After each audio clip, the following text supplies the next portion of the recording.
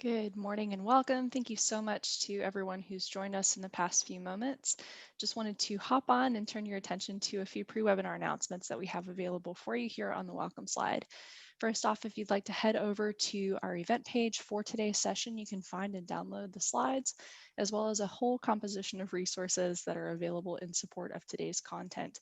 My colleague Anita has just posted that link to the event page here in the chat pod for your convenience. Anita, thank you so much. Additionally, if you wish to say hello and join us in the chat pod today for hellos, conversation, for questions, we would love to have you and see you there. So good morning. Looks like we've got folks from Germany, Virginia, San Diego. Lovely. So please continue to say hello. Kansas, Stephanie, good morning. And then finally, should you need to access tech support, you can send us a tech support request directly to our Military Families Learning Network email address, which is milfamln@gmail.com.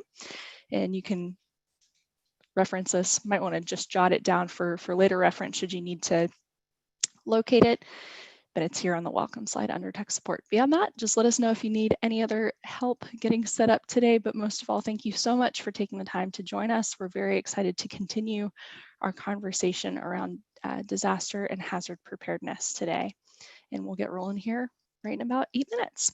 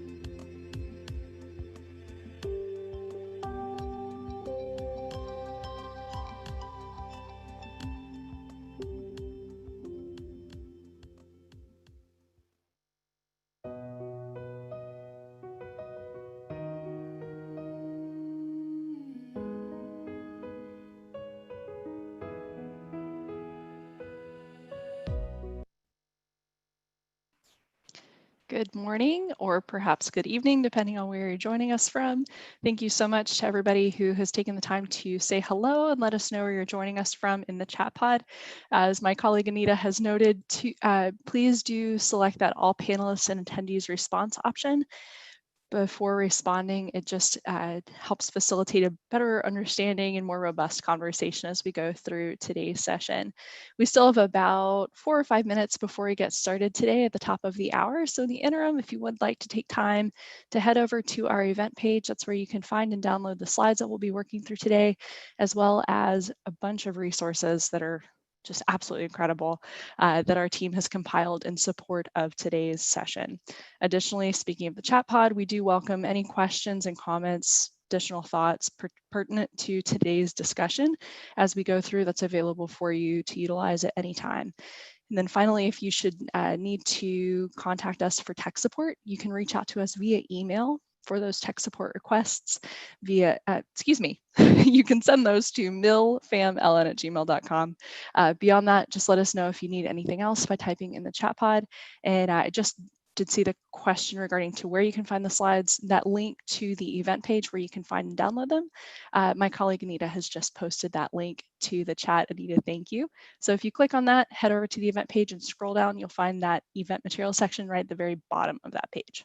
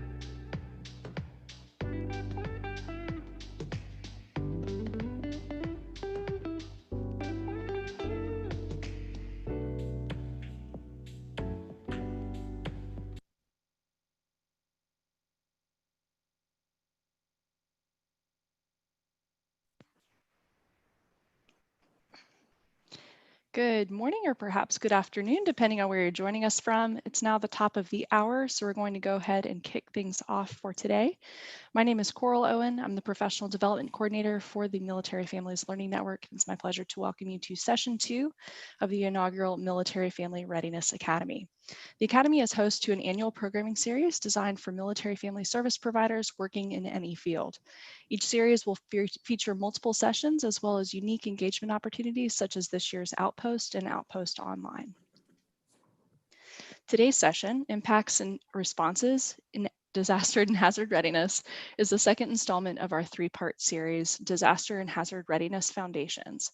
In the spring of 2021, we will continue the conversation by delving into disaster and hazard readiness in action with part 2 of the Military Family Readiness Academy. Do be sure to sign up for the for the Academy mailing list for updates and to access the Outpost newsletter, as well as the Outpost online discussion forum, which is happening between sessions.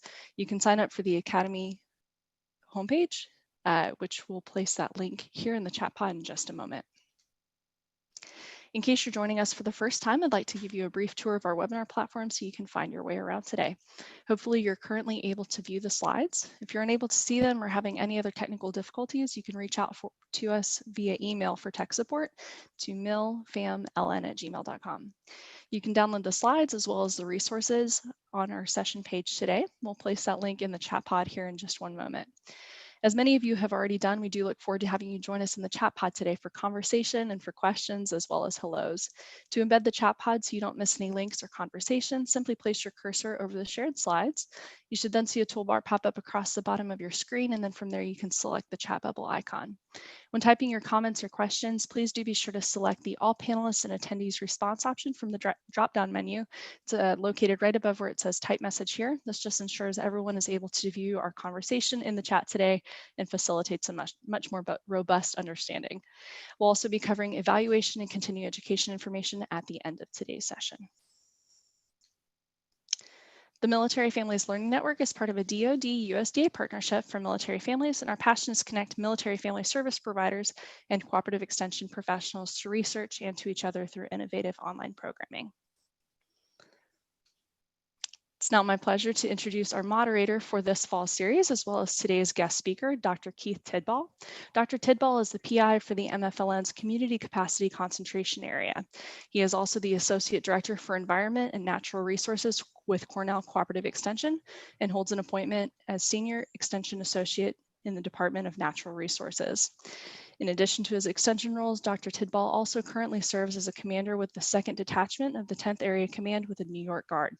It's now my pleasure to turn things over to Dr. Tidball to introduce our speaker for today. Thank you very much, Coral. It's a great pleasure to be with you once again for this second edition of the Military Family Readiness Academy. It's also a great pleasure to introduce our facilitator for part 2 of the Military Family Readiness Academy, Dr. Angie Lindsay. Dr. Lindsay is an assistant professor at the University of Florida in the Department of Family, Youth, and Community Sciences.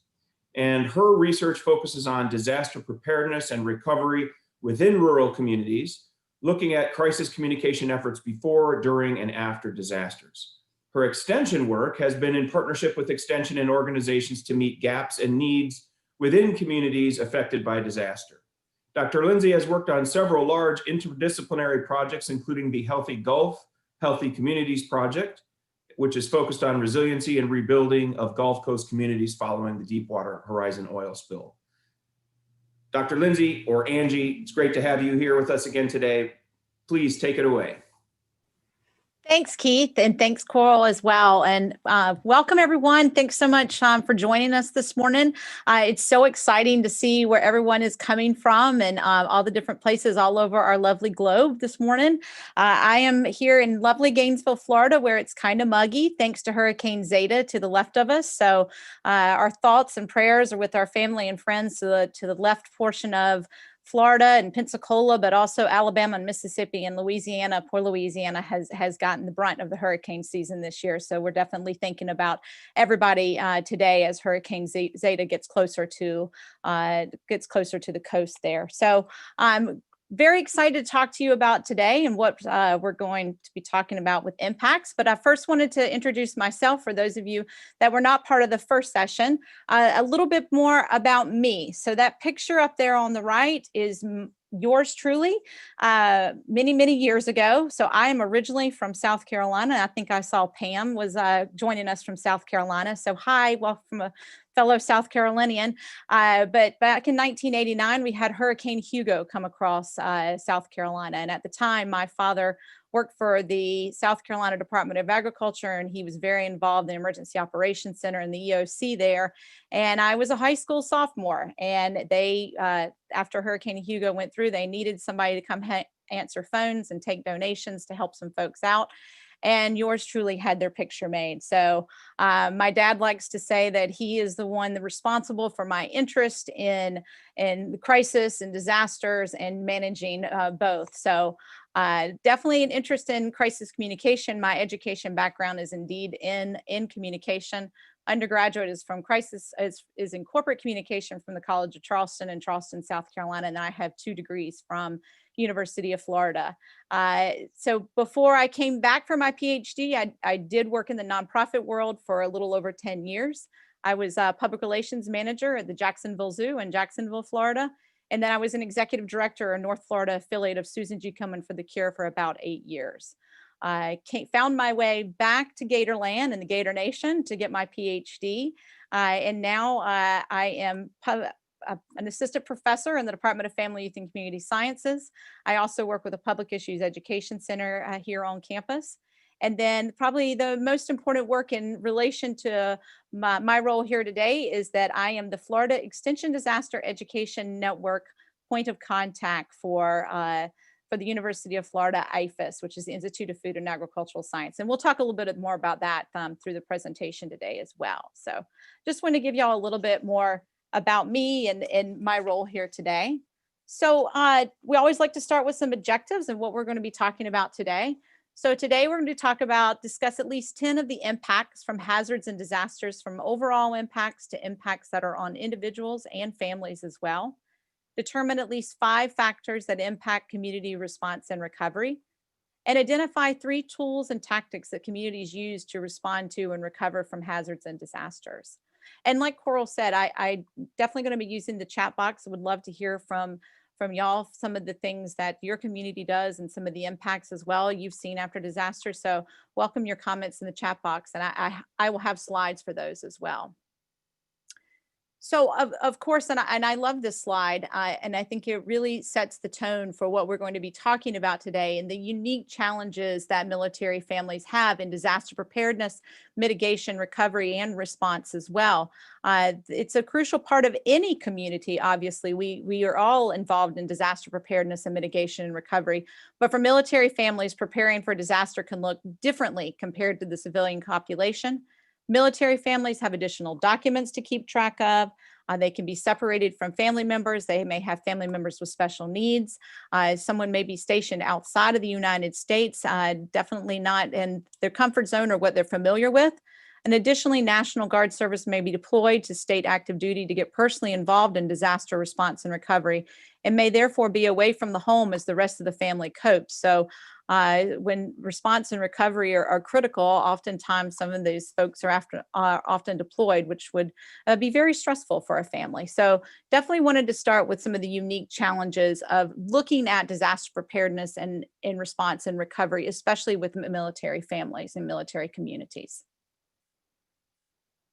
Okay, so just to kind of recap some of the session 1, some of the things that we actually went over last month in session 1, we did talk about different types of disasters and different terminology, the difference between hazards and disasters. We also talked about phases of management also. And we also looked at some of the guiding research that's out there regarding disaster management, as well as hazard and disaster research that's out there. And then talked about looking at the phases of management, that integrated disaster management that you get from the federal level, the state level, and the local level. And that local level includes some of those different organizations, including the COADs, which are community organizations active in disasters, VOADs, which is volunteer organizations active in disasters, community organizations. These are our nonprofits, our NGOs that work within our communities and sometimes can be truly the pillars after a disaster. Extension, and then Eden, again, the Extension Disaster Education Network. So some of those organizations that work at that local level. And the recording and resources from that particular session can be found at that link below. So I'm going to turn a question over to y'all to begin our discussion. What are some of the short-term and long-term impacts from disaster?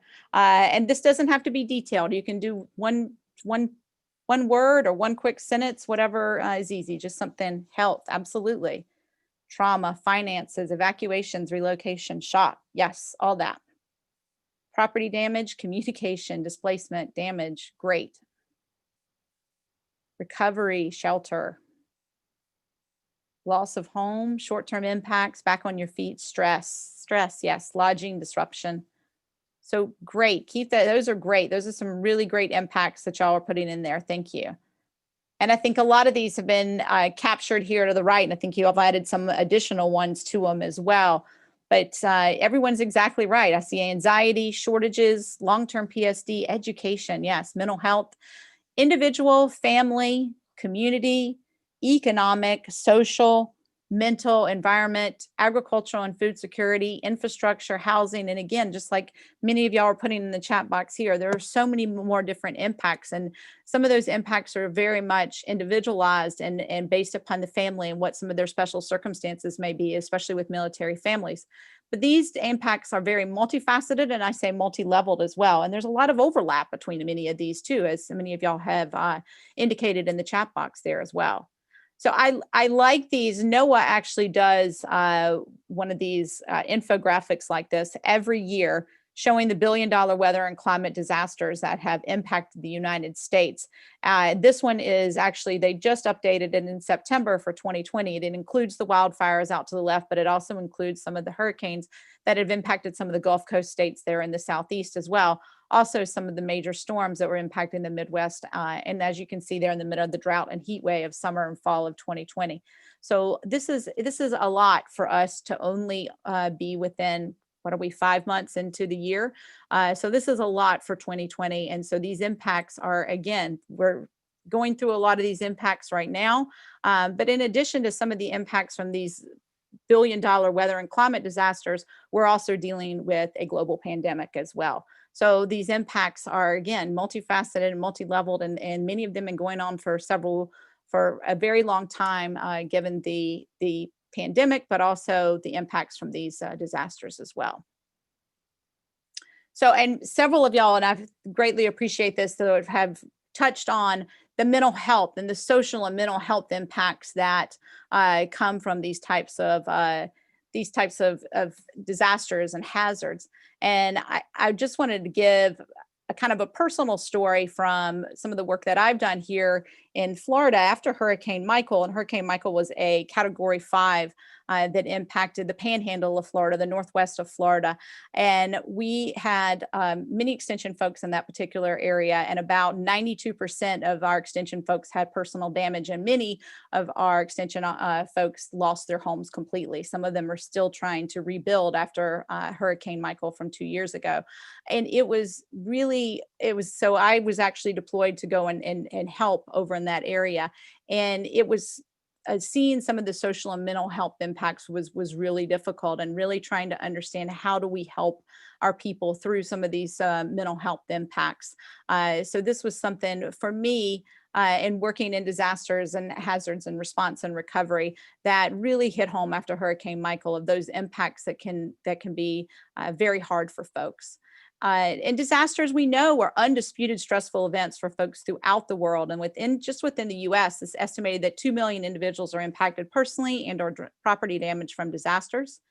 And personal impacts, in addition to immediate community and economic impacts, can increase that stress even more, can increase that anxiety and increase that stress. And then prolonged psychological stress following disaster can lead to PTSD. And I think several of y'all commented on that in the chat box. And it's absolutely something that can definitely lead to the PTSD as well.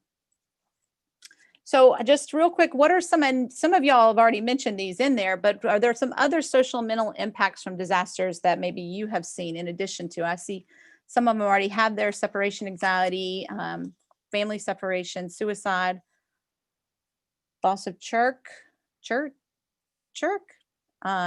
maybe. Any other anxiety? Yes, lots of anxiety, depression, brain fog. Yes, worry and stress, loss of support group. Yes, loss of that connection, those connections, sleep issues. Absolutely, insomnia, helplessness. Yes, that's a really good point, Michael. Sometimes disaster doesn't even have to occur in the community dealing with the after effects. Absolutely. Isolation, fear, hunger issues, depression. These are all great. Thank y'all very much. Anger, very good. Absolutely. Some of the same issues that we're seeing with COVID-19. Absolutely, Brian. And again, it's difficult when we're dealing with a climate or weather related disaster on top of a global pandemic as well. I agree. Short fuses. Great. These are wonderful. And again, many of y'all have already touched on these. Again, PTSD, acute stress disorder, trouble sleeping. Some of you mentioned that as well. Worry, anxiety, fear, sadness, and depression. Often see a uptick of increased use of tobacco and alcohol, substance abuse. And then obviously the stress on relationships. Somebody said short fuses. Absolutely. I think all of us have probably had some short fuses with family members, as all of us have been together doing school together and doing work from home. I know in my own family, we've been at each other's throats a couple of times. So absolutely, it's stress on the families and can be a very big impact as well. In addition, and I talked a little bit of this about during the first session as well, but different types of disasters can also have different types of impacts as well. Your technological or responsible party types of disasters. This would be like the oil spill. And again, like Dr. Tidball mentioned, a lot of my research has been in the response and recovery after the Deepwater Horizon oil spill. These types of disasters may have more long-term effects than natural disasters because of community distress, disruption, and distrust and misperceptions. Some of the folks from the University of Southern Alabama, Pacou, Marshall, and Gill did a great deal of research in this, especially after the Exxon Valdez, and then they continued some of their research with oil spill after the Deepwater Horizon oil spill as well. A lot of their research concluded that these disasters were often more psychologically distressful than natural disasters for individuals. And even in my own research and talking with individuals after the Deepwater Horizon oil spill, many of them said, we know what to do after a natural disaster. You know, we're familiar with what to do if there's a tropical storm coming or if there's a hurricane. You know, we get out our tools and we go next door and we try to help our neighbors. But with the Deepwater Horizon oil spill, they kind of felt like they were sitting on their hands and weren't real sure what to do. So it was a stressful time. I think somebody even mentioned in the actual chat box that it's a feeling of helplessness. And I think some of that we heard back from some of the research was that feeling of helplessness and not knowing what to do. Communities do tend to come together for natural disasters and climate and weather related disasters and collaborate efforts, but they tend to focus on litigation and responsible party for technological disasters. A lot of blame game and finger pointing. And we saw this after the Deepwater Horizon oil spill, especially with some of the payouts from BP. Oh, well, so-and-so got this money for their boat, but we didn't. So it's just a different way of looking at disasters and the impacts they can have, especially those psychological impacts also. So looking at community response overall, there's 4 response phases, and I'm sure many of you have seen this in your own communities as well after a disaster. You first have that heroic stage, and I mentioned that a little bit earlier in some of the research that we've done here at the University of Florida. Several folks say that, you know, I know what to do. I go outside. I'm here to help. What can I do to help? I'm going to get this tree up off my neighbor's driveway so they can get out. And it's very much so of a heroic, we're going to help each other. We're going to get through this. And so that leads to the honeymoon stage of, oh my gosh, I love my community. This is a great way for us to come together. This has been fantastic. Then disillusionment starts to kick in, and this is when we're a little bit further away from the actual disaster, and you're starting to see, well, maybe that insurance claim has not come through yet, and this is taking longer to get back to normal as we thought. So some of that disillusionment kind of kicks in a little bit of as folks are starting to get into more of the recovery stage, and really maybe some frustration that they're not recovering as fast as they'd like. And lastly, the recovery and reconstruction, which can go on for many years. I mentioned Hurricane Michael earlier in the Northwest Florida and the Panhandle, and recovery is still going in, reconstruction is still going on that area. Here we are 2 years later. So it's some great comments in the chat box too, absolutely, that takes a lot too long for things to get back to normal. Insurance never pays for things. Absolutely, Kathy. That's definitely some of the disillusionment and things that you see going disillusionment to recovery and reconstruction as well.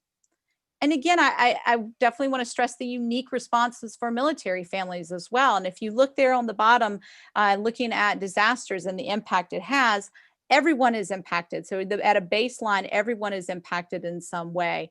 But then you add the extra layer of stress of a family member is deployed, or another layer of a family member has to deploy after the disaster. Or you also have an additional layer of possibly a family member with special needs, and then a damage to home and or important documents. And again, the family member is deployed. And the support system network is disrupted. Somebody mentioned that in the chat box. When your network is disrupted, in a lot of cases, some folks aren't able to rebuild. We saw that after, obviously, Hurricane Katrina, where folks just moved out of the area. So sometimes that support system is completely disrupted as well. And military families can have one of these additional layers of stress, or they can have many of them or all of them at one time. So it's that extra layer of stress, that psychological stress and mental health impacts that you want to look at as a unique response for military families. So what are some other unique challenges that military families may face in the aftermath of disaster that maybe y'all have seen or have experienced?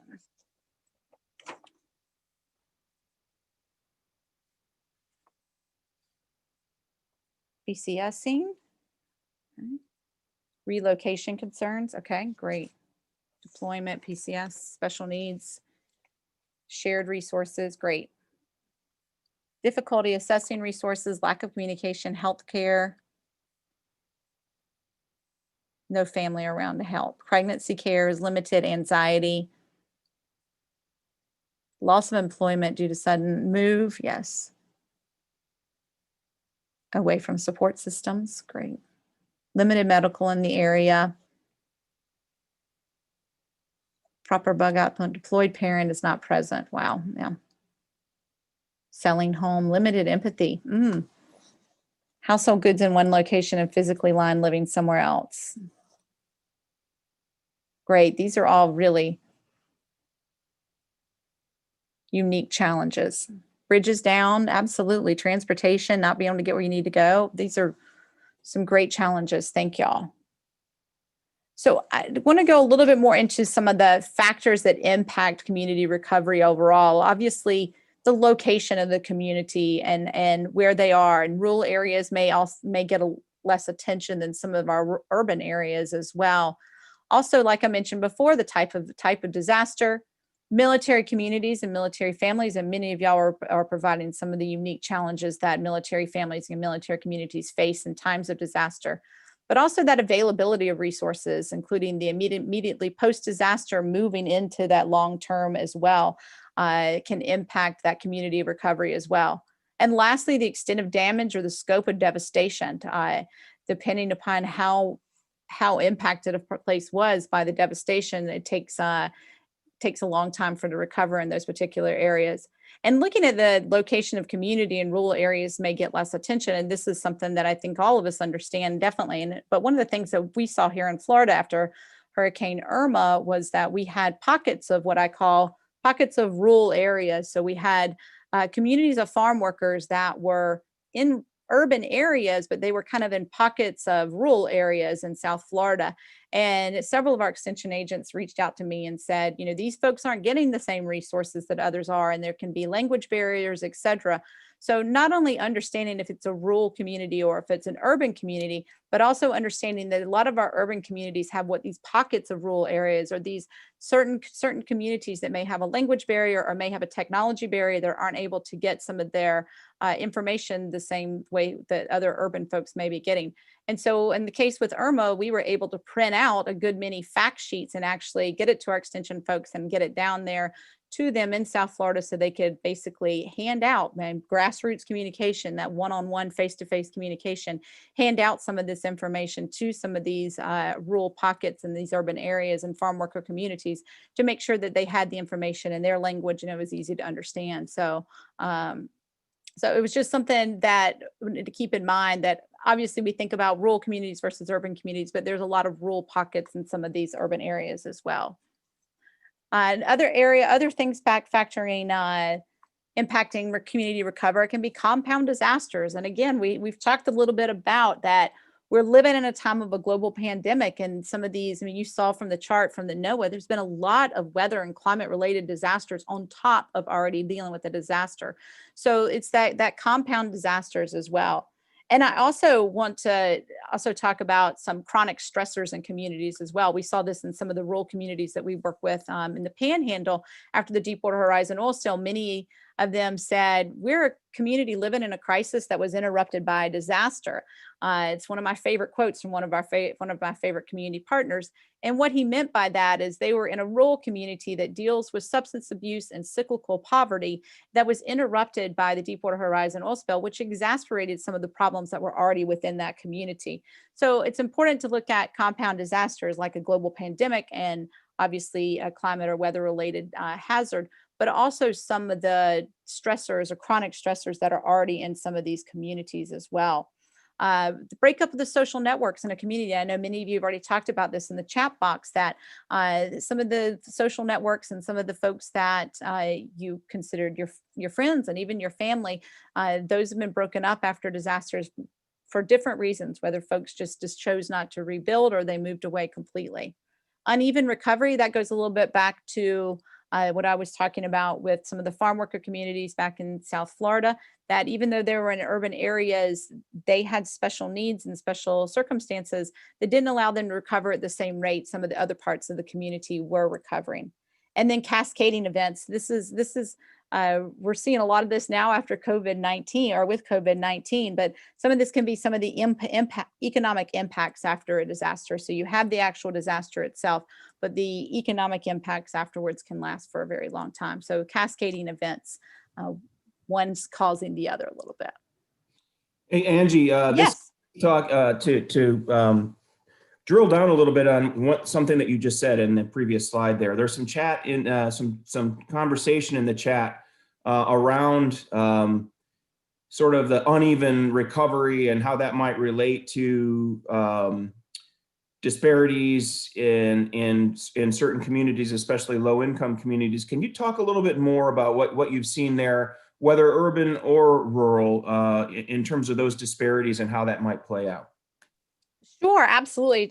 Speaking from my own experience, we found that, kind of a lack of technology and, lack of technology during blue skies when there wasn't a hurricane coming or there wasn't a tropical storm coming, but that they didn't have the access to the technology at their own homes where they were able to look up and find maybe how to prepare a plan or how to prepare a recovery plan or what are the things that I need to put in a to-go bag if I need to evacuate.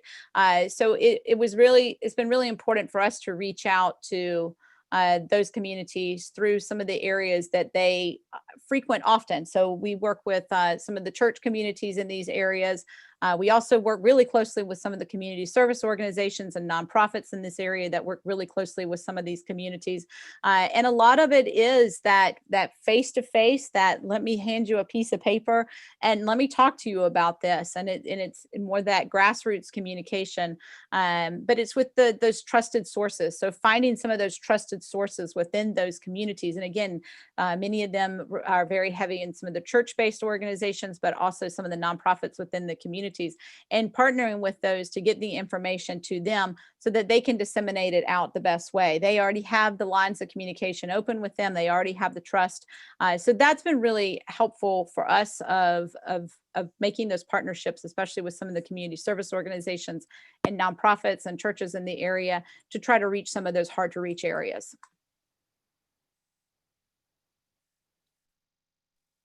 Thanks, Keith. That's a great question. Okay, so what leads to better outcomes? So we're going to get a little bit into community capacity building, which I know is something that the Military Family Learning Network has done a great deal on, and it has some really good resources available as well.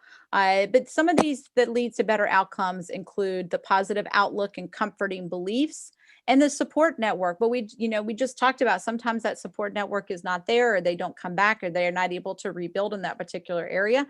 But having that support network still there can be really important. A high self-esteem, open and supportive communication, able to adapt, that adaptability, the flexibility to adapt, and also the having the economic and financial abilities to adapt is also so important as well.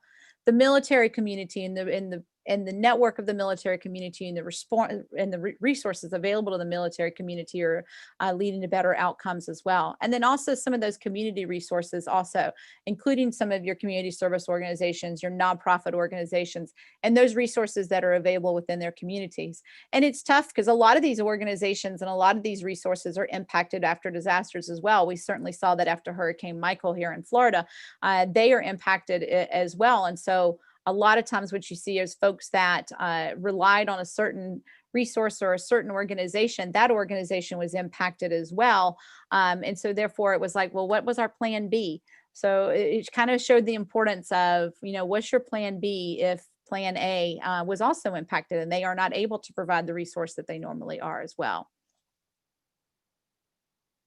So I did mention some of the resources that the Military Family Learning Network has in community capacity building, but wanted to include a slide here too so that you could see it. Building tools, it has some checklists, some worksheets, in addition to some research that guides some of the focus groups and surveys. And it all works together. Enhanced community capacity provides ability for communities to bounce forward after disasters, to bounce back, to bounce forward from keeping what they valued in the community before the disaster and keeping that and moving forward in the recovery and recovery stage as well. Angie, one thing I would add there before you ask this question is that if folks are interested in some of the resources on the community capacity building area for the Military Families Learning Network, there is also a link to a community capacity inventory where you as practitioners and the people that you work with can actually inventory your community capacity, and you can do that with the lens of what happens if I were to experience a disaster. So I would encourage you to check out that community capacity inventory tool if you have the chance.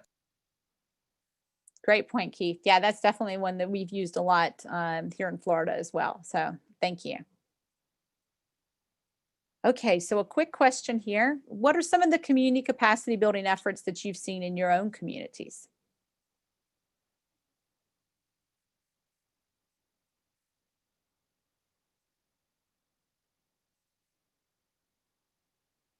CERT was reinstated. Oh, that's great.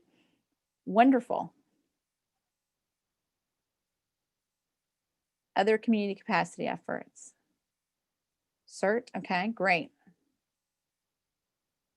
Outreach to underserved communities, wonderful. Local city providing support services, volunteer opportunities, fantastic. Red Cross, food pantries, absolutely. They're instrumental in times. Awareness campaigns for dealing with disasters during COVID. Military and community joint exercises, wonderful. Renewed emphasis on amateur radio. Yes, thank you, Keith. We're seeing more and more with radio these days. Absolutely. Military community alliances, drive-through flu shots, very smart. Disaster response team joint collaborations, awesome. Food pantries, Facebook groups, churches working with food pantries and local community grassroots organizations, wonderful. I love seeing these organizations work together. I think it's one of the reasons I've gotten really into the disaster stuff. And I love to see the collaboration among organizations to meet the needs within the communities. COVID testing sites, yes. I've seen that in my own community, absolutely. Community provided additional cell network access to install. Oh, wow, interesting. Vet organization providing food for military, awesome. Fantastic. These are some really great community capacity building efforts. Increase volunteer infant care, monitor child trafficking, lost children. Wow. Interesting. These are fantastic. Thank you. So just some of the community resources, and we've mentioned some of these throughout the presentation, and many of y'all have mentioned these within the chat box too, but looking at some of these community resource and community service organizations and some of these pillars of communities that come together in times of disasters as well. Obviously, cooperative extension. We're lucky here in Florida, we have 67 counties. We have an extension office in each one of our counties. So, and each one of our counties is involved in disaster preparedness, mitigation, response, response and recovery in some regard. So we're very lucky. And then obviously the Extension Disaster Education Work, which is the Eden Network. We are a national network of folks throughout Extension, and Red Cross, Salvation Army, several of y'all mentioned these as well, faith-based disaster response groups, all hands volunteers, Team Rubicon, which we worked with after Hurricane Michael, AmeriCorps, Senior Corps, Military One Source, including Military Family Readiness, Direct Relief and international insurance organizations sometimes have these nonprofits or service or arms of their insurance companies as well that can be very helpful after disasters with helping people fill out some of the insurance paperwork and guiding them through that process as well. And then COADs, which are, again, are community organizations active in disasters. And then VOADs, which is volunteer organizations active in disasters. And then Military Relief Society as well. So just give you an idea of some of the organizations that are involved in community capacity and helping with that, not only preparation and mitigation, but that response and recovery after disasters as well. And I also wanted to mention that the FEMA Community Lifelines, this is something that came up in the last session as well, but that there's also a level of the government also building capacity in the community and helping community recovery as quickly as possible. And one of these is through the Community Lifelines. And these lifelines are the most fundamental service in the community that when stabilized, enable all other aspects of society to function. And you can see there on the bottom, those fundamental services. So the effort to get those areas back together to help build capacity and help communities respond and recover after disasters. So this is an integrated network of assets, services, and capabilities that are used day to day to support needs. In the last session, we talked about, what's the difference between those and the emergency support functions, also known as ESFs. And ESFs and other organizing bodies that you may hear through disaster management are the means that they use in order to get these services back to stabilization. So they are the way to organize across departments and agencies, community organizations, and industries to enhance the coordination and integration to deliver the response core capability. So these are just means of making sure that these lifelines are back to a stable process. So now I want to get into resilience, and building capacity can increase resilience. And so I want to talk a little bit about the terms first. And I'm going to rely on our friend Keith here on some of his work to talk about some of the definitions of resilience. And so you may hear different types of resilience, especially now we're hearing a little bit about it with COVID-19 as well. But so resistance is the ability of an individual, group, organization, or population to withstand manifestations of clinical distress, impairment, or dysfunction. And resilience is the ability of an individual, group, organization, or population to rebound, to come back from psychological perturbations, both in context of critical incidents, terrorism, and mass disasters as well. When I first started working in this area and started working with some community partners throughout the state of Florida, somebody described resilience to me as community knows what it values and it will work and do whatever they can to get back to it after a disaster. And I thought, wow, that's a good way to put it. They know what they value and they're going to work to get back to that level of value within the community. So, and you may hear different types of resilience. So you'll hear community resilience, you'll hear disaster resilience. But we're also hearing more about individual resilience, especially here in the academic realm. We're hearing a good bit about individual resilience in relation to students and how students are being individual resilience in this time of COVID-19, in addition to all the changes they're going through, and in addition to some of the things they may have going on personally too. They're looking at some of that individual resilience also. So just kind of continuing the conversation regarding resilience, it's used by several different fields. You'll hear it in sociology, public health, disaster medicine, human development, and psychology. But overall, even with these different fields, it's an overall that resilience is actually a collection of several adaptive systems to response to an adverse event, just like Dr. Tidball was saying, to a actual mass disaster or terrorism or some sort of critical incident as well. So it's the collection of those several adaptive systems to respond to that type of event as well. So I'm a big fan of, my academic side of me. I'm a big fan of the Norris and Stevens and some of their authors as well. definition of community resilience, but also some of their model, which I'll show you in just a second. They define community resilience as a process of linking a network of adaptive capacities to adaptation after a disturbance or adversity or an incident, as we talked about. And they looked at 4 primary sets of adaptive capacity, and that includes economic development, which we know is so important before, during, and after a disaster, information and communications. I'm a communications person, so I say it always comes back to communication. And then social capital, which we've talked a lot about different aspects of social capital today, but really understanding the different social capital within a community and how it impacts how a community can mitigate and respond and recover after a disaster as well.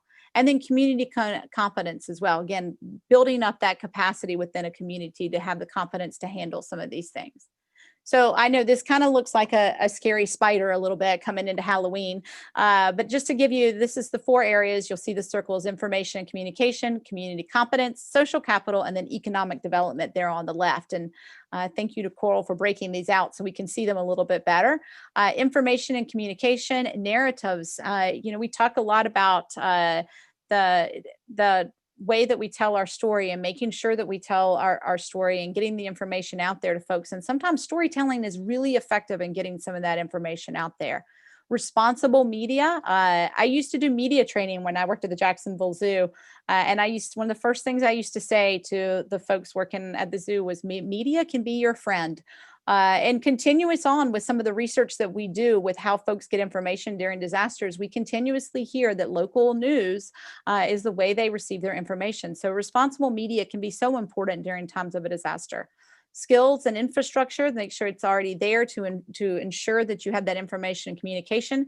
And I would also add that make sure that you have a plan B, because we all know that communication can go down very quickly in times of a disaster. And then those trusted sources of information.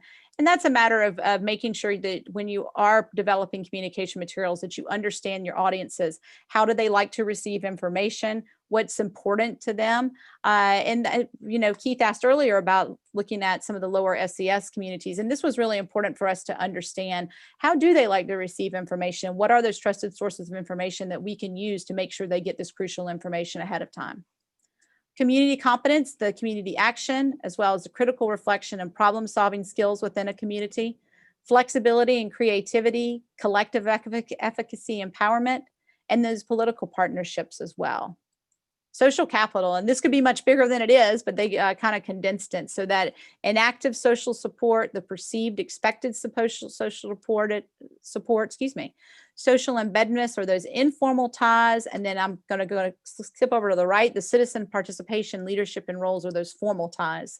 Organizational linkages and cooperation, the attachment to place, which is so important in so many communities. We see a good bit of that here in Florida, especially those resource dependent communities that are very attached to the place. And then a sense of community. And many of y'all mentioned this, your social network and your community and your neighbors and your community and the folks that you identify with, that you live with. And then lastly, economic development, fairness of risk and vulnerability to hazards, level of diversity to economic resources, and equity of resource distribution as well. Very important.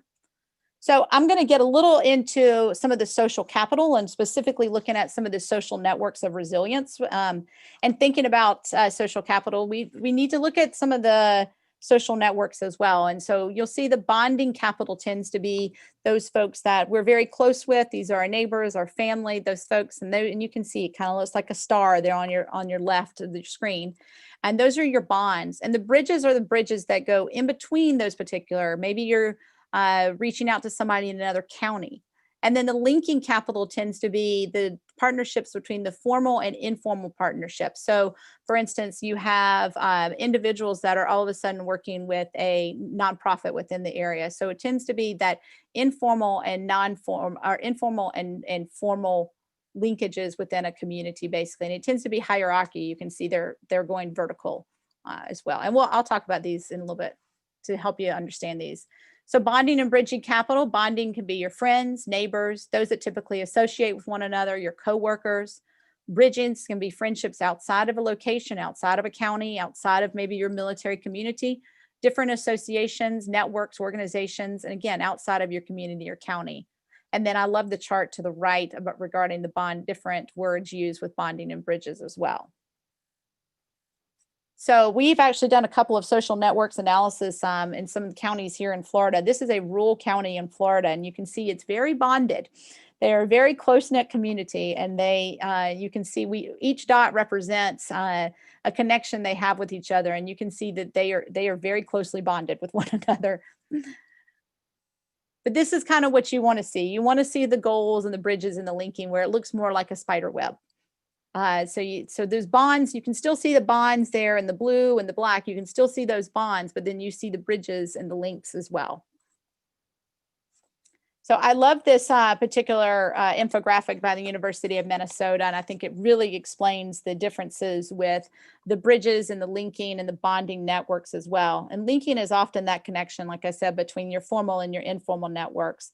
And it's a matter of bringing all of this together and coming together with strengths and shared responsibility to recover or to prepare and to recover and to develop plans to increase resiliency within a community. And many of these often cut across the different powers, so the different bridging networks, the linking networks, and the bonding networks. A community organization that connects with a government organization or funder can definitely be a linking network. And it oftentimes is a hierarchy as well. So you're definitely going up to a different organization or a governmental service. So it's a hierarchy level also when you're thinking about linkages. So thinking about bonding bridges and linking capitals, I'm going to ask y'all a series of questions here, so bear with me. So what do bonding capitals look like with military families? And these are your bonding capitals, just to refresh your memory, are those close connections and those common social backgrounds.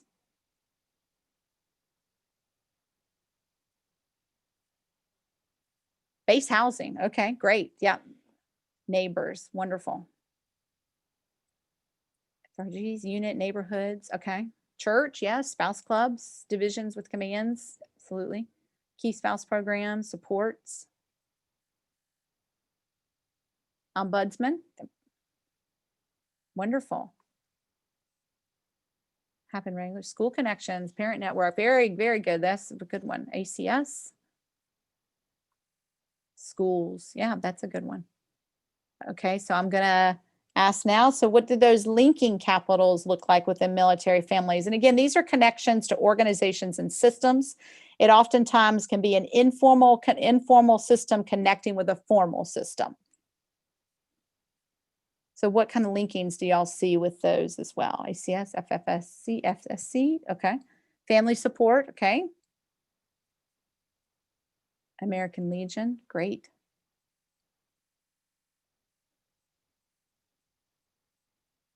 Commodity service churches and clubs, yep. VFW, Military One Source, that was one of the things that we talked about, was a community resource. USO, counseling associations, good. Supports those that don't live on post, but communities with organizations, very good. Okay, so my last question, I got y'all answering a lot of questions today. So what do bridging capitals look like with military families? And again, thinking about those bridges, these are the broad connections with the ability to expand. These folks have different social backgrounds, but they had the ability to expand to other areas. So it could be somebody in another county, or what do those look like? Personal finance council, multiple resources, nonprofit alliances, absolutely. Churches, Readiness, USAA, okay. MFLC, great. Programs like Team Rubicon, absolutely.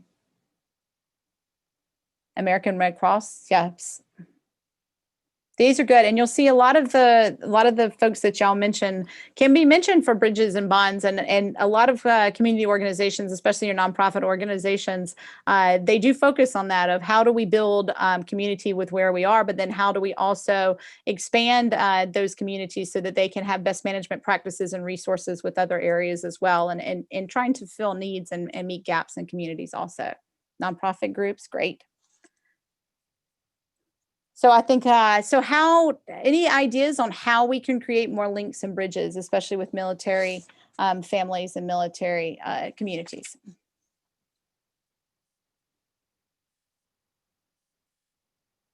Outreach programs, volunteer and donate. Volunteer, that's a great one, absolutely.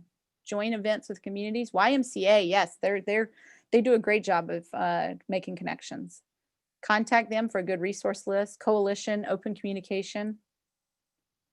Local cooperative extension, 4-H, absolutely. Social media, fantastic, absolutely. Great, some good ones, thank you. And just wanted to touch on some additional programs, and some of these are things that I have seen and become involved with, especially after disasters here in Florida, are art programs.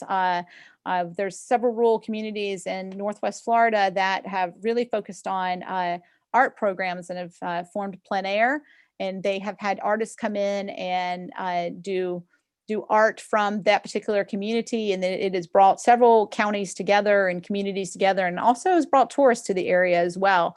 So it's been a unique project that I've seen folks do after disasters as well. Community greening, community gardening, as well as community forestry and natural naturalist programs, which are offered through Extension as well. And then partnership with other youth organizations around the state, obviously Extension and 4-H development, community restoration work, youth corps programs here within Florida, as well as some of the Gulf Coast states. We have Conservation Corps, where the youth are involved in rebuilding after disasters, but also in helping in conservation projects, and also living memorials as well. So are there other things that you've seen in your own communities after disasters that helped in recovery after disasters, other programs that maybe I didn't mention here? Oh, the Crest Foundation. Yep. Lions Club. Yeah.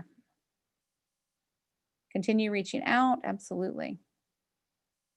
Local fraternity and sorority chapters. Oh, that's fantastic. Yeah, a lot of them do have those community service projects. That's a great point. Counselors going out to talk to kids, faith-based outreach. Yes. Freemasons and Order of Eastern Stars. Good. Air Force Aid Society. Good. I know a lot of those different branches of the military have those aid societies, so it's wonderful. Great. Jack and Jill. Well, I'm going to wrap up here, and I love this particular graphic that is from the community capacity website that we gave earlier on the Military Family Learning Network website, and it's helping you build community capacity. And I think that how can we work together to better prepare, mitigate, and recovery, and looking at what other communities are doing, and look at what other organizations are doing, and how can we use those strengths within our communities to help each other, and identify and develop areas where people can help each others. And I talked about that collaboration and communication with another organization, that you come together to build community capacity within these communities. Sharing your stories. We talked about the narrative with communication and how important it is to get your message out there, but also to share those stories, the good stories that take the time to celebrate, especially in the time of a global pandemic like this. Some folks, we need to hear some of the good news and take the time to celebrate and communicate that good news as well. And I think of one way of looking at whole community is to plan ahead of time, to look at those different organizations that we can collaborate with now in order to meet those anticipated needs after disasters, and looking at recovery and response after disasters. And so how can we plan, and how can we plan ahead of time to work with those individual organizations that have the strengths that may work really well within your organization to meet the needs after a disaster as well. And preparing for disasters, and I'm kind of giving a little advertisement for the last session here, but I think it's so important in looking at building capacity and building resilience that you have a plan, and that includes planning for the disaster, but also planning for the response and planning for recovery as well. I'd love to say our extension dean here at University of Florida, when we first went on lockdown for COVID-19, he said we are building an airplane while we're flying it. And I think he's exactly right. We're living in a time of teachable moments here in COVID-19, and especially true right now as we're living with this global pandemic, that it's important to incorporate the different impacts and plans, and to look at those impacts and plans, the different impacts that we've talked about today. And plan ahead for those social and mental impacts. Be proactive about it. Think about those things that you individually like to do, or families do, or things that the community can do, such as art or community gardens as well, that can provide some of that social or mental impact break as well. And then also, and I know this is so hard, I know it's been hard for me too, take note of what is being done and what has worked. what has worked, and that maybe you can put into a plan later on, that look, this worked really well for us when we were going through COVID-19. Maybe it will work well when the next time we're impacted with a weather or climate disaster as well. And just be aware of all the impacts, a lot of them that we talked about today. Make it a topic of conversation, especially your mental health, not just secondary, after the physical. And then think about it all level of disaster preparedness, mitigation, and recovery. I think a lot of times people forget to plan for recovery. We think about how are we going to mitigate, especially in storms here in Florida, how are we going to mitigate through the storm? But think about recovery too. How best are we going to get through recovery? And think about internally and externally, especially within your organizations, thinking about your own employees as well, but also how are you going to help your stakeholders and reach out to the folks that look to you for services or information as well. And so I'm going to leave with some final thoughts. What unique characteristics and barriers might exist in developing a comprehensive plan for a disaster for military families? And lastly, how do we best work with military families to ensure they plan for many different impacts due to different types of hazards as well? So just some things to think about going into session 3 for November. So thank y'all very much. Thank you very much, Angie. That was an incredible presentation, wide-ranging across a number of important concepts for us to get our minds wrapped around, and to really think through this question of what are the unique challenges that military families and practitioners who work with military families are going to be dealing with in the case of hazards and disasters. So I think what I'd like to do now is sort of transition into a kind of case study that I'll present, which will, I hope, spur some additional discussion. I see an incredible amount of good information and ideas coming in the chat. I hope people will stick around for a few more minutes to hear about this. And so I guess I'm not surprised to hear, even 15 years later, so much conversation in the chat and even in your presentation, Angie, about Hurricane Katrina and how that affected folks. I was not in the National Guard at that time. I had taken a brief break in service and was actually in New Orleans after Katrina for response and research work. I actually did my PhD field work in post-Katrina New Orleans. And even though my work was not directly related to the military, it was impossible to avoid interaction with the military because it was such a large response. Anybody familiar that's still with us now? Anybody familiar with Jackson Barracks down there in New Orleans? If you're not, Jackson Barracks is I see a couple people say that they are. Great.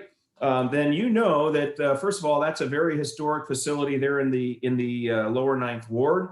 I think it goes back to about 1834 when it was first built or put into service. And it was and is, all right, there's somebody there now, outstanding. Was and is the headquarters of the Louisiana National Guard.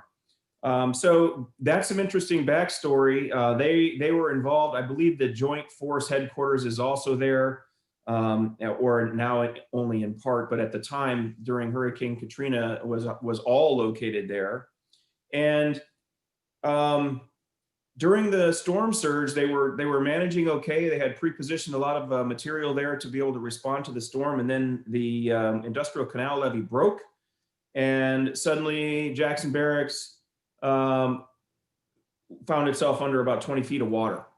So suddenly the capacity for the Louisiana National Guard to respond was compromised, especially given coordination and communication that was supposed to be happening out of that Joint Force headquarters.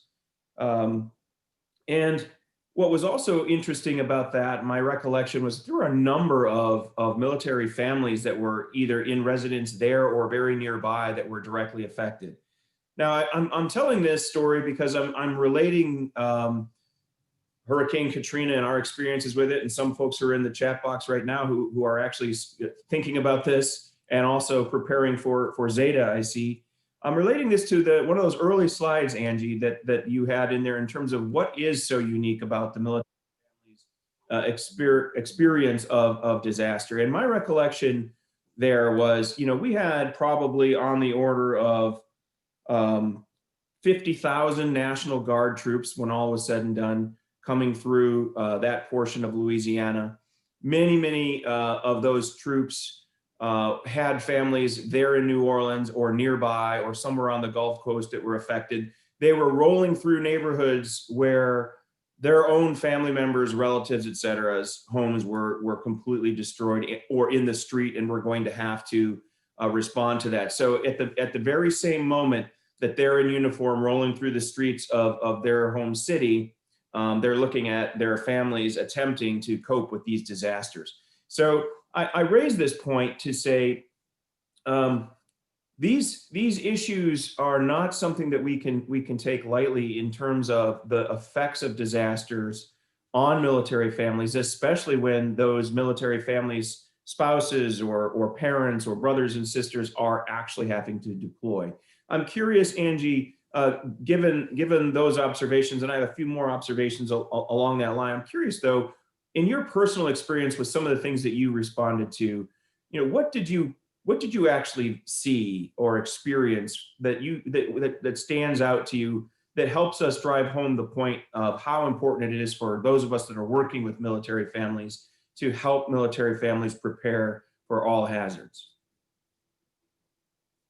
Keith, I'm going to go back to the mental health because it was something for me that was really hard to see. And as someone who's not a clinical psychologist and not a counselor, I was not sure how best to help these folks that had truly just lost their home and weren't real sure what to do, basically. And we're just truly not, other than giving them a hug and saying, I'm here for you, and, here's some water, but they needed more than that. And I will say it was something that we really talked about here at the University of Florida and with Extension, of how best can we prepare our extension folks for helping others in that way as well. And we have been trying to get our folks trained through the mental health first aid, so that they have some tools in their toolbox of helping know some of the right things to say. Because I remember thinking, am I going to say the wrong thing? But I think it's just so important to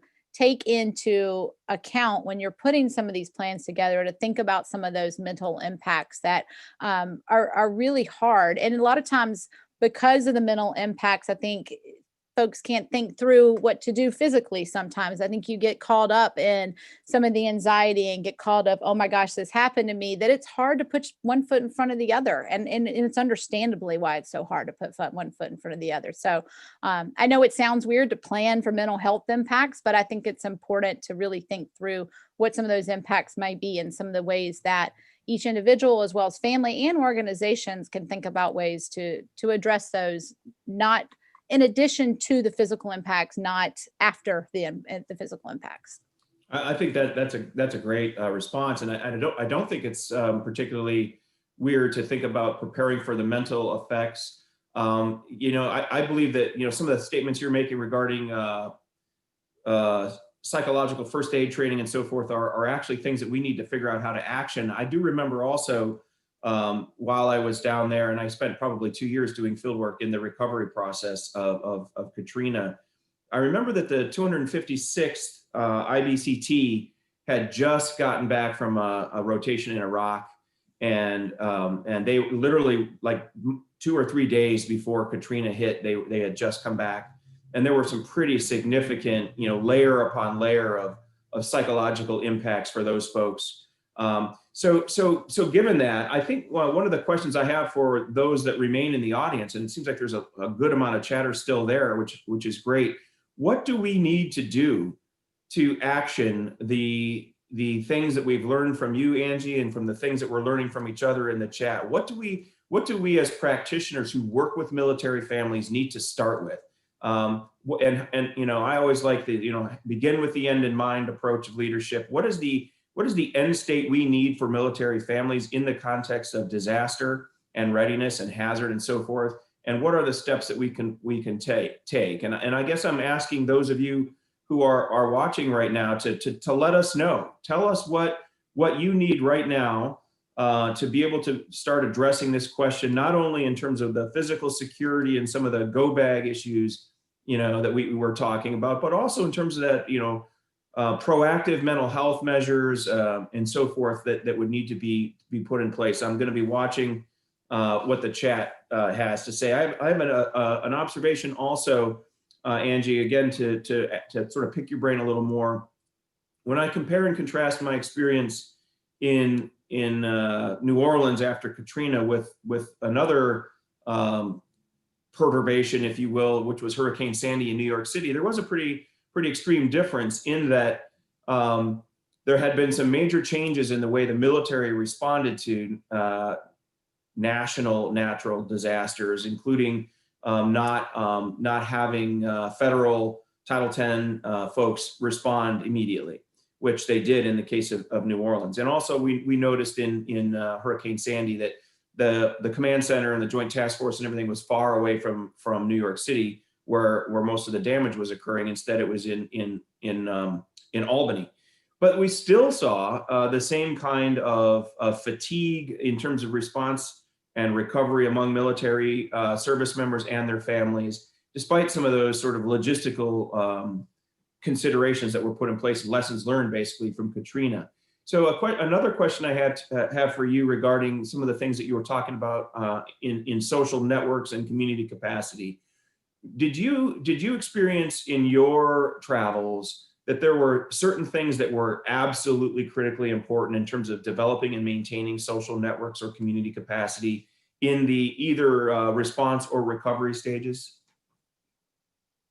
Communication, definitely. I definitely found that folks just wanted to be able to talk to one another and make sure, and this includes making sure that letting them know, their families, that they were okay, but also wanting to make sure that their neighbors were okay, that the folks that, I mean, especially for people that evacuated, they were very, very anxious to communicate again, to be able to have that communication. And after Hurricane Michael, I know several folks are on today that are from that particular area. I mean, there was cell service down, and so some folks really did not have cell service. And I remember one of our extension agents, I didn't even know you could do this. He literally called me on Facebook. He got he got a Wi-Fi line somewhere, and I got a phone call from Facebook. I didn't even know you could do that, but it was that need, that want to communicate, and the inability to communicate with each other was, from what we saw, was scary. So it was not being able to connect with your families, but also with your bonds, with that social network of the people that you work with or you live next door to. So that communication was so important. So. Mm-hmm. Interesting. And I guess that leads me to a question, in your experience, and certainly I can say from my experience, I have not seen what I would call a playbook or a recipe for military families, both at the preparation standpoint or phase and in the response and recovery. We're sort of hitting all the pieces that should be part of that recipe or playbook. That's my experience, that it really doesn't or hasn't existed, or if it does, it's pretty superficial. What is your experience? Have you seen that? And I'm leading this to a question about perhaps we need to get to work on creating something with the people here that are with us in this session. I have not seen this, and I kind of laugh to myself, because it's something that we have talked about even with an extension of, do we have a playbook that we turn to? And every county is different, so it's hard to do that. And I imagine every military community is different as well. But I think there are some foundational things that we can put into a playbook that at least guides through. Make sure you're thinking about this, or make sure you're thinking about this as well. So, but it's something that we've talked about, but I'm not aware either. No. Okay, well, I'm seeing a lot of conversation in the chat regarding some personal experience and some major stressors, economic and otherwise. I also see a quote here, or a comment regarding the chain of command providing some resources to assist and so forth. I'm thinking that based on this conversation, Angie, that there may be an opportunity for our partners here on this session, as well as our DoD and USDA partners, to really lean forward and produce some sort of military families, community capacity in times of disaster and so forth, that is a roadmap, that is a guide. And I'm interested if those in the audience here today that are with us would find that to be useful. So let me know if that would be a useful tool. Obviously, every chain of command, every commander in an installation post, or even in National Guard Joint Force headquarters would have some say in this and how much it's used. But at least to have a roadmap or a guide or a recipe, if you will, a playbook or whatever metaphor you want to use to get us moving. I certainly would think that would be important. I'm seeing that there's some positive response to that in the chat as well. So I think that some next steps for us then, given that, would be to think through how we might do that, what sort of partnerships are going to be required to do that. And I'm in love with the fact that we've got so much to work through in the chat, just in today's session, never mind the last one we had last month, with good suggestions and things to consider. So what I would ask of you, Angie, and those of us that are part of this is that we think about that, and that we come up with a game plan of how we might proceed to create that roadmap. Let me just take a look at some of the comments in here. There's some suggestions to use the experience in Puerto Rico with Hurricane Maria. There's a number of other suggestions in here. There are so many good suggestions, it's actually hard to keep up. I look forward to reading this again when we're not live. And there's a suggestion from Jaka, I think that's how you might pronounce that, on some working with FEMA and their family readiness communities. I think we would want to do that in tandem with their Emergency Management Institute. One other thing I will mention from my experience in both Katrina and Sandy was that when we looked in the rearview mirror on both of those responses, there really was not a lot of synergy. There was plenty of cooperation between FEMA and military service members and their chains of command. I feel like there was less between FEMA, community recovery resources, and military families, especially those who had been involved in the response or the recovery missions. So there may be another opportunity for us to work on some additional partnerships where FEMA could focus some of their community recovery resources directly on military families. Angie, did you notice in your travels in various disasters and hazard response that there was any particular federal or even state programming that was directed towards military families who were a part of or swept up in some of these disasters? No, not that I can recall. No. Okay. I'm seeing that Amy is talking about Reserve and National Guard members that are connected with FEMA, Red Cross in their civilian employment. So those would be some resources and some individuals to talk to about how we can better make this handshake or crosswalk specifically for military families. And I also see that Kathy is confirming that there could be more cooperation and coordination of resources in that sense. So I think that based on the conversation we've had today and some of what we're hearing from our colleagues in the chat, there are some great opportunities for not only the Military Families Learning Network and for those practitioners who are working directly with military families, but probably more broadly for the cooperative extension system writ large as a part of USDA and for DoD Military Family Readiness to start to think through what a program and a playbook might look like. Obviously I'm not committing in any federal agency to any resources or any future objective, but it does seem that, based on what you've said and based on what our colleagues here who are with us today are saying, there's a need for something like this. Last question I have for you, Angie, based on what we've been talking about, and this is probably something that folks in the chat will also be interested in, is if you had to, looking back now, if you had to provide a single piece of advice to a military family member who is experiencing something like we're hearing in the chat, where their lives are disrupted, they don't have financial means to relocate after a major disruption like this, and a spouse is deployed and not able to actually help with the basics after the flood levels go down. What single piece of advice, based on your experience, would you give a military family member in that context? So just from my experience and some of the things that we dealt with after Hurricane Michael is the take the help.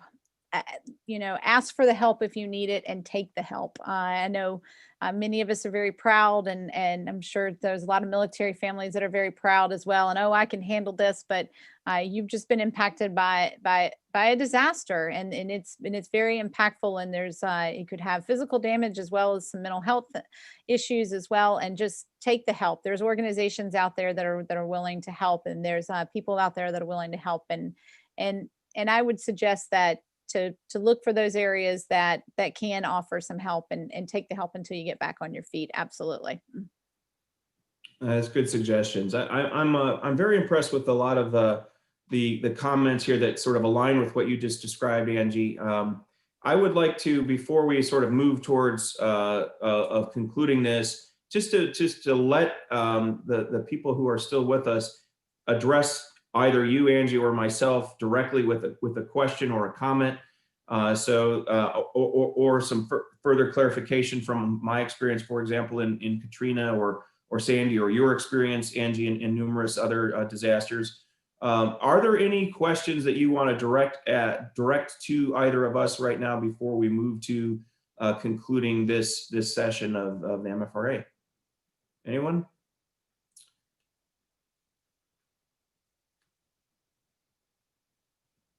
Thank you for the compliment, Alicia. Anyone have a question or a comment that they would like for us to directly address? If not, or maybe there'll be some coming in here.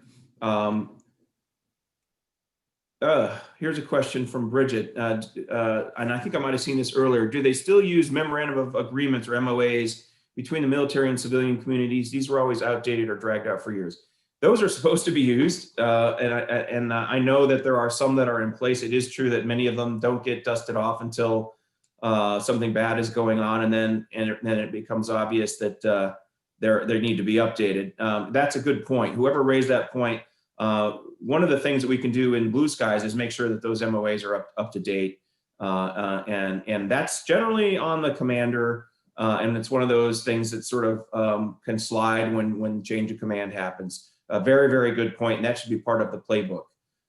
There's a question about housing emergency response agencies. I don't know. I don't understand your question entirely. I think, Angie, feel free to chime in here, but housing emergency response agencies should be more plugged into what military needs might be and what military family needs might be. And perhaps that requires some education that happens at the local level to them, so that they're prepared to handle the needs and issues of military families. There are a lot of people thanking us for what we've presented today, and I want to thank you all for what you have contributed to this. There is a question from Sonia. During natural disasters, what is the biggest challenge you experience in assisting those affected?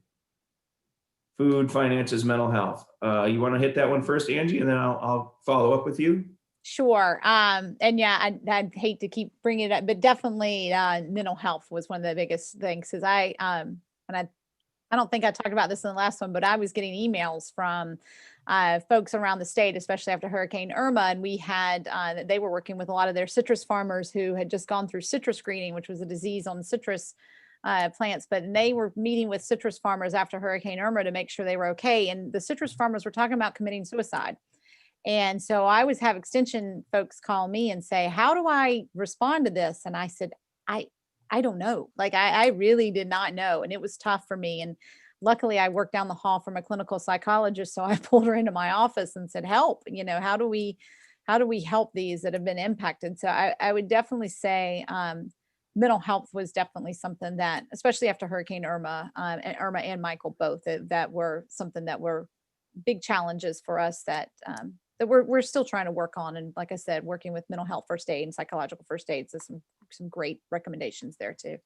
Yeah, and I would answer the question. You put up some interesting slides having to do with social capitals and sort of broke those down a little bit. What I noticed, and this was especially true in my research, is that one of the biggest challenges that people face after a few weeks have gone by, in terms of their place attachment and so forth, is the lack of those things that often are taken for granted: the green infrastructure, important trees, important parks, opportunities to breathe fresh air, green things of any kind, as opposed to brown things and gray things and black things as a result of recovery of infrastructure. And I saw that in New Orleans, and I saw that in Sandy, and I saw that in Joplin after we responded to that tornado, and on and on and on. One of the biggest challenges is to prioritize that green infrastructure when everybody's busy trying to get the lights back on and the water to run again. But it does seem to have a major impact psychologically on disaster survivors, military families, or otherwise. That in answer to that earlier question, that was one of the biggest challenges. And I think the more we can pre-plan to make sure that that piece of our morale and welfare can be restored as quickly as electricity and water, the better we're doing in terms of some of those morale and mental health issues. Somebody did ask a question, and this will be the last one I think we can hit given the time. My thoughts on COVID-19, and I think Angie would be important for you to give this too. And this will be a little teaser because we're going to do a deeper dive on this later in another session that you may hear about very soon. But I would often categorize hazards and disasters in terms of two baskets. Either there's the short burn kind or the slow burn kind. And often we're used to the quick fuse kinds, which strike suddenly, whether they're hurricanes or earthquakes or major fires, etc.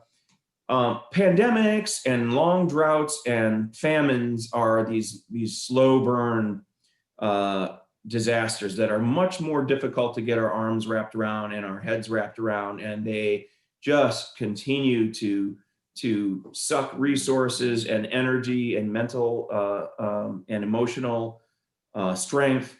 And as a result, it's a different kind of a response and a different kind of planning. And I don't think that it's probably been a long time since our leaders have spent time thinking through what does the mental health piece of a slow burn disaster need to look like. And so, my thoughts on COVID-19 right now are that we are probably woefully underprepared to deal with some of the mental implications of not only those that have been responding to COVID-19, but those that are enduring COVID-19. Those are my thoughts on that. Angie, what are your thoughts on the question was about COVID-19? I agree. I think just to give an example,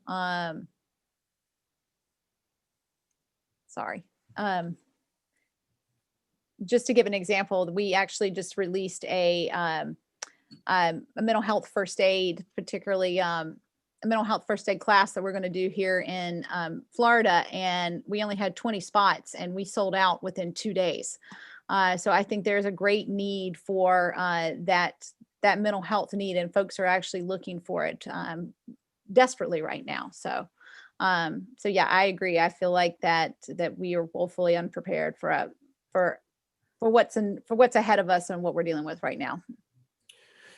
I hope that that's not a depressing thing to end on. I think that the way we can get prepared is to do what we're suggesting together as a group here. That the two of us, I think the MFLN more broadly, and all of us assembled, and that is that we need to work together to develop a playbook and a roadmap for how we, as those that serve military families and service members, how we navigate both the fast burn and the slow burn types of disaster and hazards, so that community capacity manifests itself as community resilience, and we have a strong and resilient response to these things. With that, I think that I will thank you once again, Angie, for these comments that you've made and for sharing your expertise and experiences with us. I always find it useful and helpful, and I've always find things to chew on intellectually when you bring these things, and I think that others probably have too. I thank the audience very much. You guys have been great, great questions, great comments, and really appreciate some of the side discussions and helping each other find new resources and so forth. I hope you will continue to lean on the Military Families Learning Network for more of that.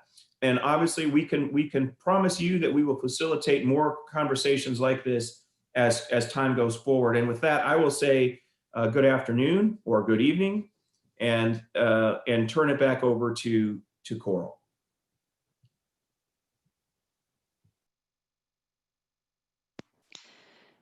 Keith, Angie, thank you both so much for another incredible installment on our discussion as we continue to explore disaster and hazard preparedness in the context of how we can support military families in their readiness. So we do invite you to join us for our third and final session in part 1 of our Military Families Readiness Academy Fall Series. It'll be on November 18th, and in this session, we'll be tying together all of the aspects involved in military family readiness, both from a family as well as a service professional perspective. For more information, you can visit the Session 3 webpage, and we'll pop that link in the chat here in just a moment for your reference. Additionally, as we have alluded to a couple times throughout today's session, we are going to be continuing our discussion in this context during our 2021 Military Family Readiness Academy, and registration for this extension of our conversation is now open. Disaster and Hazard Readiness in Action will focus on the skills, contexts, and situations military family service providers may draw from and navigate as they manage disasters and emergencies within their professional fields, respectively. A continuation from the 2020 Academy Series Disaster and Hazard Readiness Foundations. Participants can choose from a range of sessions that offer guidance on how to work effectively with military families during disasters and hazards, and many will draw from recent ongoing situations providers are facing during this COVID-19 pandemic. We're also offering the Community Recovery and Resilience Workshop. There are 3 different opportunities to engage in this piece as well. This is part of the 2021 Academy Series experience. And so this workshop will facilitate small group discussions focused on what we've learned as providers working during the COVID-19 pandemic, and this will have an ultimate goal of creating resources we can all use as we continue to provide services and support to military families. So to register and find out additional session information, please visit the MFRA 2021 homepage, which is now live. Today's session is approved for a number of continuing education credits, including FinCert, AFCPE, Certified Family Life Educators, Registered Dietitians, and Dietetic Technicians, also by the Commission for Case Managers and for Social Work, Licensed Professional Counselors, and Licensed Marriage and Family Therapists from the UT Austin Steve Hicks School of Social Work. To obtain continuing education credit or a certificate of completion, go to the session page, and then from there, follow the purple Continuing Education button, which is under that section header. This will take you to the evaluation. Once you've completed the evaluation for today's session, a list will appear on the available continuing education options. All you need to do is follow the link and/or links in which you are interested in obtaining CE credit for. For each continuing education option you submit for, you will receive an email at the address you provide with a certificate for that credential or certificate. If you have any questions regarding continuing education or having any hiccups with that process, you can reach out to Kathleen Halavity at kzh0030@auburn.edu, and I'll also pop that email address in the chat here in just one moment. To bridge our conversation between sessions, we would invite you to subscribe to the MFRA Outpost for exclusive content related to our discussions. And you can also deepen your discussion, reflection, as well as engage with one another and with us and our team, as well as network with other practitioners by joining us on the Outpost Online. To enroll for the Outpost Online, just head over to mfln.thinkific.com. And finally, to conclude, we invite you to explore other resources, both upcoming and archived from the Military Families Learning Network, and they are available across a whole host of areas supporting military family readiness. And you can find out more on our MFLN website, militaryfamilieslearningnetwork.org. Thank you again, everyone, so much for joining us today. A massive thank you to Dr. Angie Lindsay and Dr. Keith Tidball for an incredible installment and discussion today. We wish you a wonderful day. We'll stay on for just a couple more minutes to wrap up any remaining items in the chat. However, I also would like to let everyone know that today's session was recorded. Session 1 was recorded as well, in case you need to go back and review any of the content we've covered, or you would like to share any of this information with colleagues who may benefit from this discussion.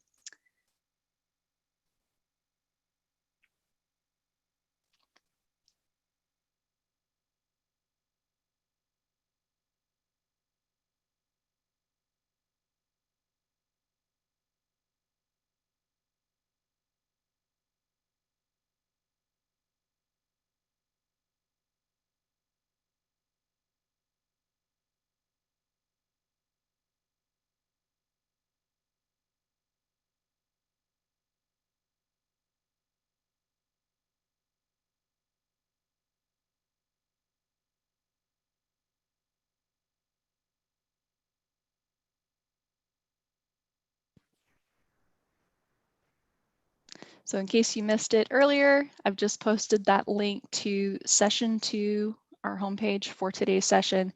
This is where you can head over to that event page, scroll down to the continuing education segment, and you'll find the continuing education button there. So again, just click on the continuing education button, and that will take you to the evaluation. Complete that, and then subsequently you will see that list of all the available continuing education opportunities.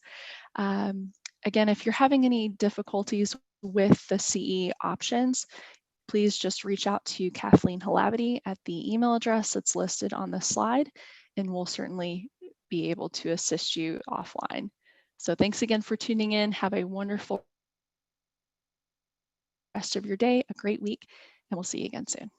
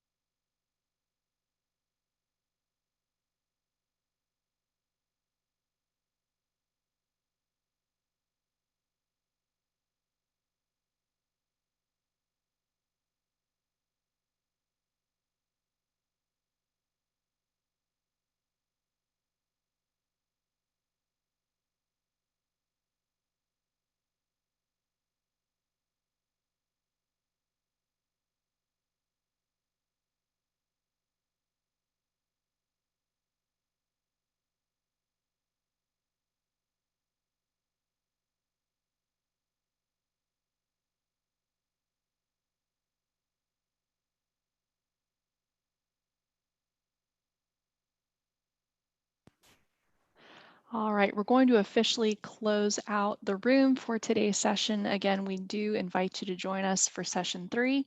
If you have any questions in the meantime, please don't hesitate to reach out to our MFLN team. And we do hope to see you in conversation with the Outpost online in the interim as well. Take care, stay well, and we'll see you again soon.